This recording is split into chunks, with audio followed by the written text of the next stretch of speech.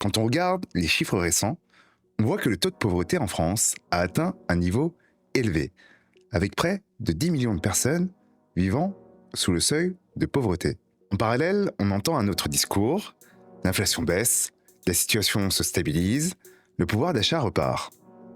Et c'est exactement ce décalage qui crée de la confusion. Parce que, dans la vraie vie, beaucoup ont l'impression inverse, celle de vivre plus serré qu'avant, de renoncer davantage, de surveiller chaque dépense. Alors aujourd'hui, on va prendre le temps, on va regarder les chiffres, comprendre les mécanismes et répondre calmement à une question simple.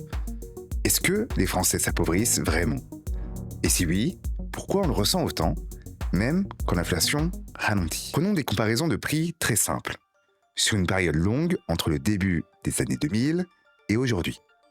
Sur environ 20 ans, le prix des œufs est passé d'environ 85 centimes à plus de 1,60 €. L'huile alimentaire est passée d'un peu moins d'1 € à près de 2 € le litre.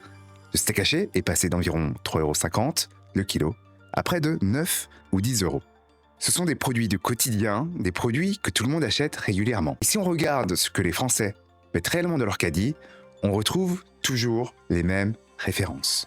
Des bouteilles d'eau comme Cristalline, des sodas comme Coca-Cola, des produits alimentaires très grand public comme le Nutella. Ce ne sont pas des achats exceptionnels, ce sont des achats répétitifs, hebdomadaires qui finissent par peser lourd quand les prix montent durablement.